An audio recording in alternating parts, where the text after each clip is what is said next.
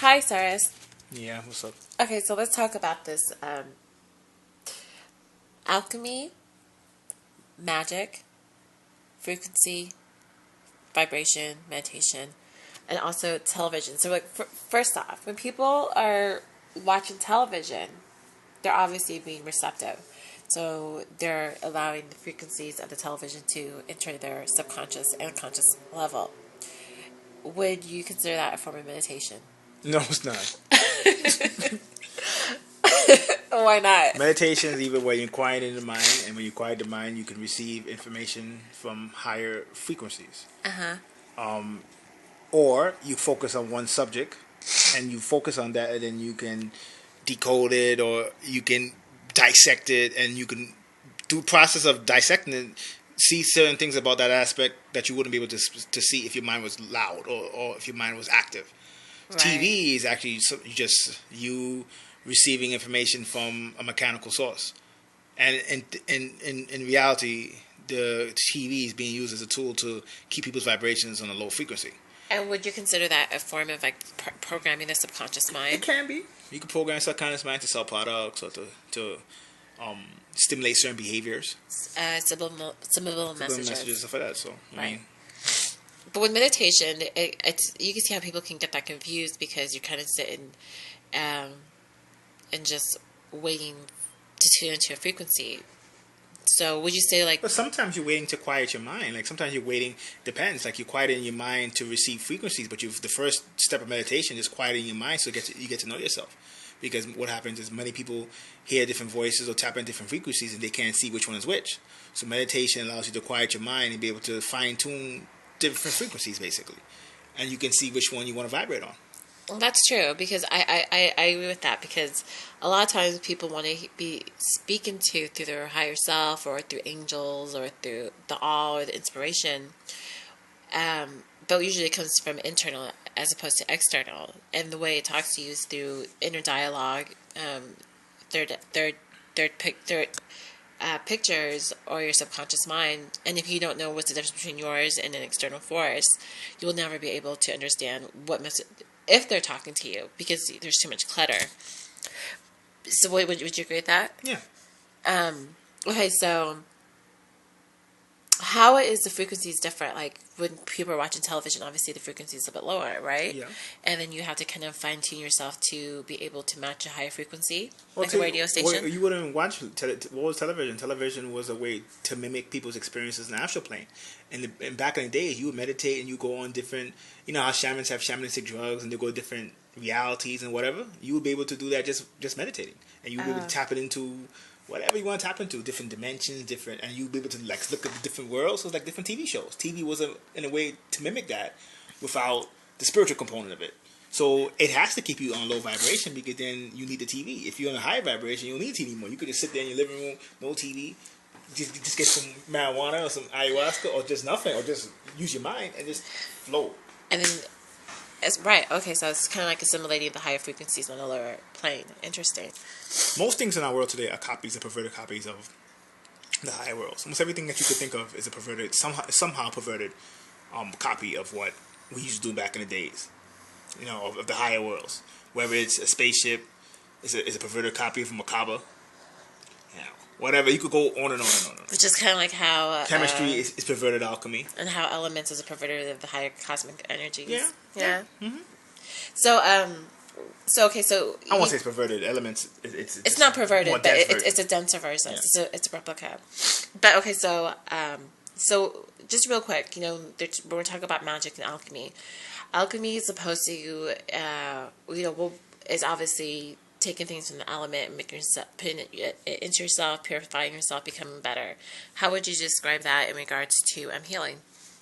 Well, all alchemists are healers. That's why most people who try to do alchemy never end up making it, because you'd almost never read that in the alchemy books that are presented to the world today. They would always present philosopher's gold, immortality, or some stupid materialistic idol goal. But in reality, the first alchemists were always healers, so you can't separate it two. Even the alchemists who were magicians who made music, the first music was actually made to be able to use sound to stimulate your emotions a certain way where you could actually hear yourself through sound. That was what the first music was. So all alchemy, even cooking, the first cooks were alchemist chefs who were making medicine in a certain angle. Healing. Healing. So all alchemy is healing. And in a way, the reason why people don't know that is why most people can't be alchemists. It's the first level of alchemy is healing.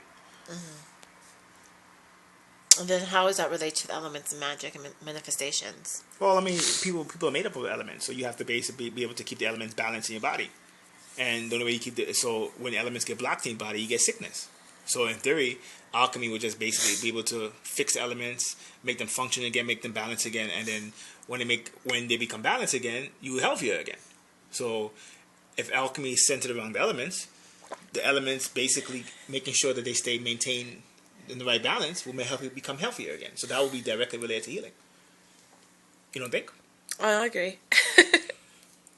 So, let's talk about the 108 process. The 108 elements are just physical manifestations of the 4 elements: the fire, water, wind, and earth.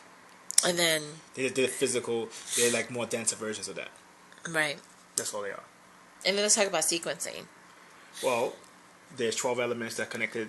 You could look at it like this. You have 4 main elements, and you have the 5th element, which is not measurable. In a sense, the 5th element, there's 12 elements that are unknown. Actually, 3 of them are known now, so there's really 9 left. What they call monotonic gold, colloidal silver, those are the elements that's unknown. Basically, it's like a version of gold or version of silver. Right.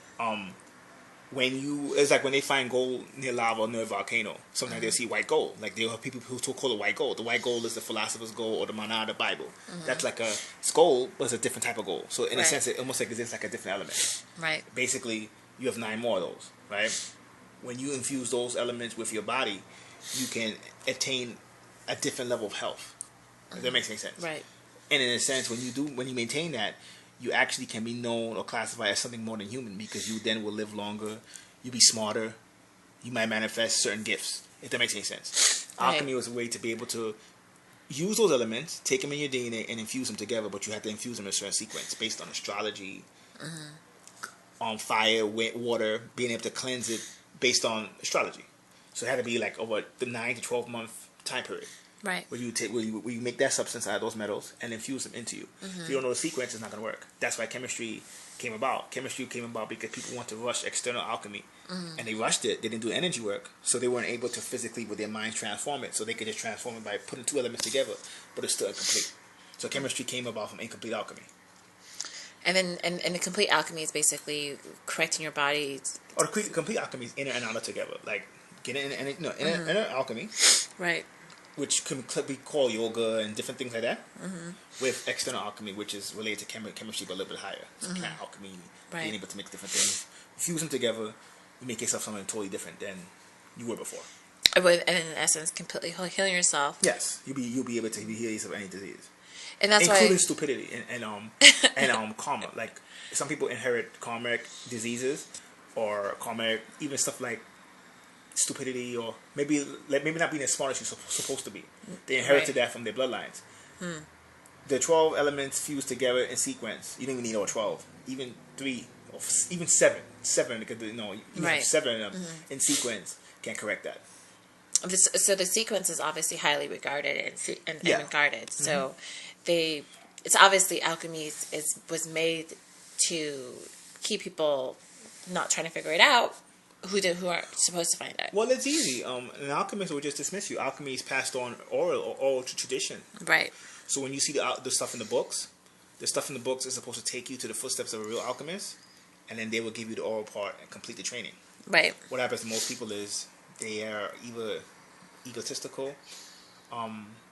Their heart's not in the right place. Yeah. So the regular alchemists would just dismiss them. Right. So they will never really complete it. But it's a good to let people think that they're doing it. Oh yeah, I mean, most of the time, most people just know inner alchemy usually, and then they call themselves a real alchemist. But you need to know both. Right. So, it's a reflection of each other. It's not really anything deep, honestly. Yeah. Everybody's supposed to in Atlantis. You would learn this stuff by 7 years old, 10 years old. Yeah. Everybody would. Well, we are in the 4th cycle, so. Well, we're going there. Well, yeah, sure. So might as well. Basically, somebody named Thorf took a piece of art older than alchemy magic and made alchemy magic for regular people. He did it to help them go back to where they were supposed to be. Hopefully. So when they were falling or sick or whatever, it was supposed to be able to transform them